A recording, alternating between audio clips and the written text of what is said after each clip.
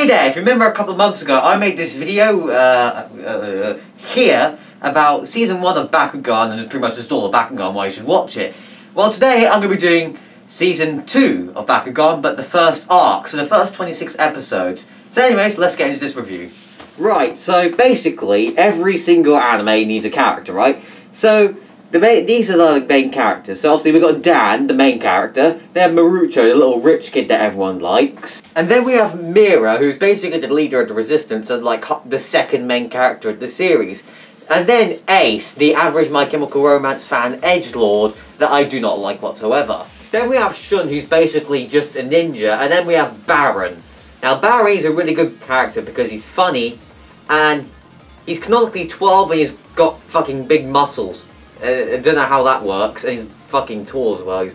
He's like 6 foot canonically, and yeah, he's also the most Canadian guy out of all of them. He always says sorry.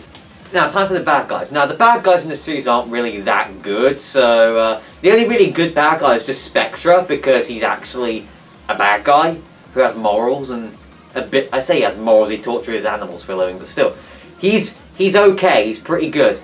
Then we have Link. Link is annoying and he's just constantly laughing and I hate that goddamn laugh. And then we have Volt. He's just meh. He's kind of like, he has the personality of sandpaper really.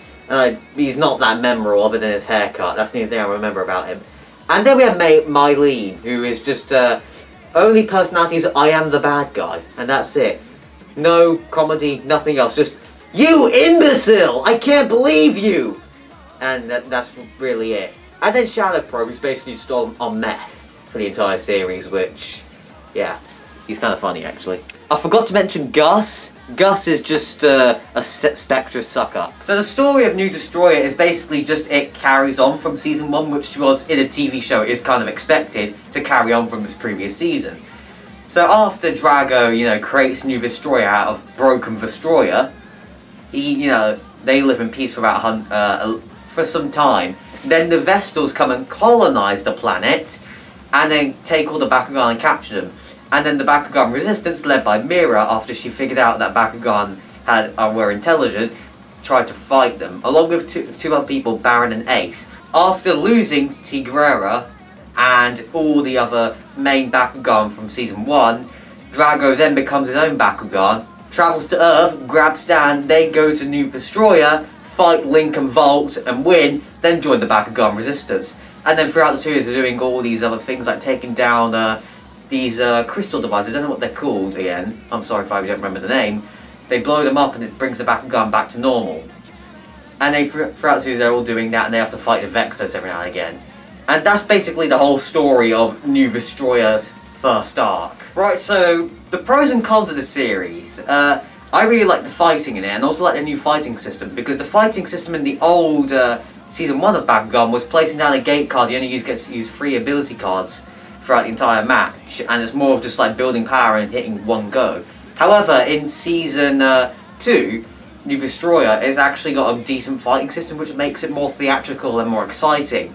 And then, obviously, this leads to much more intense battles, which also is much better than just watching some guys hold their cards, go, "Fight, Drago!" and then the fight going over in less than 2 seconds. It's pretty good, and also the way they introduce stakes into it, like how in Season 1 there was the Doom cards, and this one, if you get over 500 points over the enemy's life points, you take their Bakugan, which I think I've probably messed that explanation up, but that's pretty close to it. Now, whenever I've reviewed anime, I tend to always bring up like art and animation, and obviously this episode is no different. The animation in Bakugan is actually a much bigger step up from Season 1, because in Season 1, you know, only the Bakugans go like ding and then open up. However, in this one, some of them are like spinning around, they have like fire everywhere, it looks amazing. It's basically they took a bunch of the money they made off Season 1 and the toys and just put it into this. It's genuinely really good. Also, it can't compare to something like Demon Slayer with its like insane, you know, things if you've watched it, which, by the way, you should watch Demon Slayer, it's really good. But still, it doesn't compare enough to like Demon Slayer, because this is like 10 years before Demon Slayer was even made into an anime. It's still pretty good for the time. Also, the artwork, it's a little bit, you know, not the best in the world. I mean, character design is not the best in Bakugan, but it's still really good animation.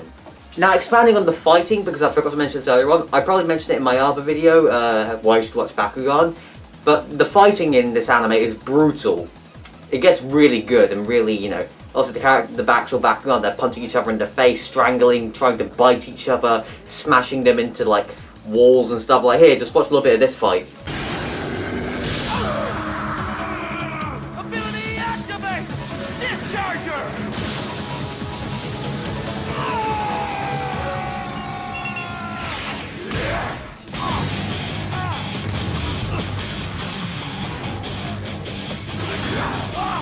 I told you I'd finish you off, Drago. Key card open! Active ghost! Now, time for the cons of this anime, and well, just bad stuff in general. Obviously, the art style's a little bit out of date. It doesn't look the best. It's not sharp. It's just a bit, eh.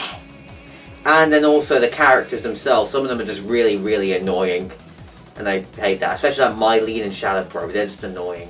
Another con about the series is just like some events that didn't really need to happen, or just entire episodes that didn't need to happen. Like episode 4 when Marucho goes into the jungle. He doesn't need to go there. He doesn't need to leave. He could have just, you know, sat and waited them to find him, like, of course, Bakugan. But no, he had to run off because he quote-unquote felt useless and stuff.